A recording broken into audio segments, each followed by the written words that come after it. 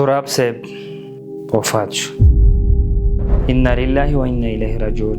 ټول پښتانه په ودرېدل، حتی هغه خلک چې هغه د اشعار یا شعر شاعري سره بيخي علاقه نه درلودله، خو ولې د الله داسې استعداد ورکړو چې هغه خلک هم د مینوالو هغه هم پر ودرېدل.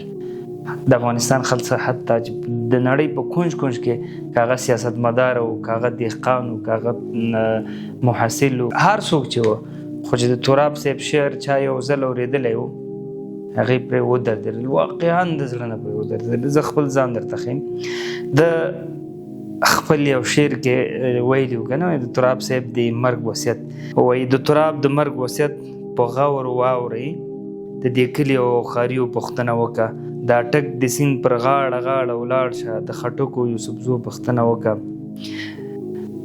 په قرار قرار مې ویسه ثوابۍ ته د یوسف او شیربانو پوښتنه وکړه، جنازه مې ملکن په سکو کېږده، د مومندو باجوړو پوښتنه وکړه، په مزه مزه مې کوز کا اشنغر ته، په مردان کې د کوڅو پوښتنه وکړه. الله دې وبخه تراب صاحب، ته باور په خدای وکړئ چې عجیبه انسان و، عجیبه ذهن الله دته ورکړی و. تاسو به ډېر شاعران لیدلي که نه، نو دته الله تعالی څه عجیبه ذهانت ورکړی و، عجیبه ذکاوت الله تعالی ورکړی و.